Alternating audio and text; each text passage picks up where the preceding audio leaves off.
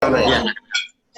Saatnya kita akan mendengarkan pesan dan firman Tuhan yang akan disampaikan oleh Bapak Pendeta Gilbert Lumoindong. Waktu dan tempat kami persilakan, Pak. Haleluya, haleluya, haleluya. Jadi kepada Bung Vincent dan juga istri dan juga semua keluarga besar dari Harvest Academy, buat saya hari ini adalah hari yang dahsyat. Karena orang boleh saja stres karena COVID, orang boleh saja panik karena COVID, tetapi tim ini justru belajar di tengah-tengah COVID. Jadi saya pikir Tuhan memang izinkan hal seperti itu terjadi supaya kita retreat, supaya kita mundur sesaat.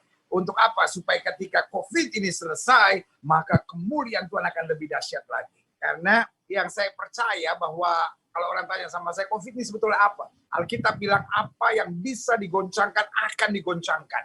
Orang yang ribut doktrin hari-hari ini stres sendiri. Kenapa doktrin terus bikin ribut satu sama lainnya? Memecah-mecahkan gereja. Hari-hari ini orang tidak butuh doktrin. Orang butuh Injil, orang butuh kuasa, orang butuh mujizat, orang butuh lawatan Tuhan. Orang butuh kasih yang nyata. Karena itulah tugas para penginjil. Jadi hari ini kalau saya boleh kasih judul sharing saya di acara wisuda Harvest Academy hari ini, maka sharing saya hari ini saya beri judul melayani dengan kuasa. Jadi saudara gue yang kasih dalam Tuhan, hari-hari ini banyak orang melayani dengan gelar. Dan nggak salah dia melayani dengan doktor, PhD, master, it's good, ya kan, hebat, ya kan. Tetapi yang Tuhan cari hari-hari ini adalah kuasa, ya kan, karena yang namanya kepintaran kalau tanpa kuasa juga nggak ada artinya. Saya tidak bilang melayani harus bodoh. Alkitab bilang apa yang dipandang bodoh oleh dunia, artinya apa? Orang yang mungkin nggak dihargai itu akan dipakai Tuhan luar biasa, ya kan. Jadi di akhir zaman saya percaya betul Tuhan mencari pelayan-pelayan Tuhan dengan kuasa. Jadi bukan berarti kita harus bodoh, no, kita harus rajin, saudara. Tetapi rajin tanpa kuasa juga tidak ada artinya. Jadi kalau hidup kita belajar, hidup kita melekat pada Tuhan, hidup kita bergaul dengan firman, hidup kita punya hati yang tulus, di situ Tuhan akan pakai dengan kuasa. Nah, Markus 1 ayat 27 bilang begini. Mereka semua takjub sehingga mereka memperbincangkannya. Katanya, apa ini? Suatu ajaran baru. Ia berkata-kata dengan kuasa. Ia melayani dengan kuasa.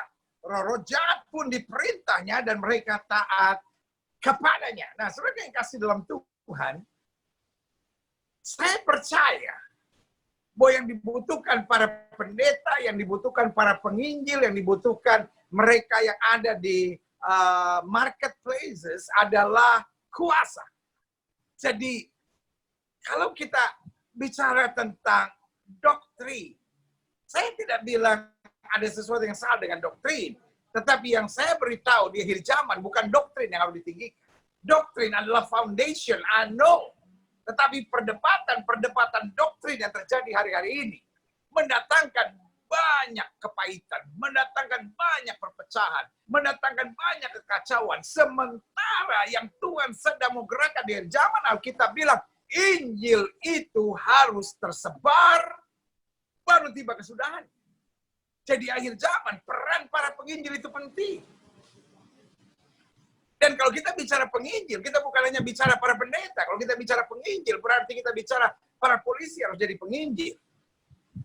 Tentara harus jadi penginjil. Jaksa harus jadi penginjil. Bisnismen harus jadi penginjil. Karyawan swasta harus jadi penginjil. Para pedagang harus jadi penginjil. Ibu-ibu rumah tangga harus jadi penginjil. Para guru-guru harus jadi penginjil. Olahragawan. Bahkan mau namanya artis, mau namanya pengusaha hebat, setiap kita harus punya the spirit of evangelism.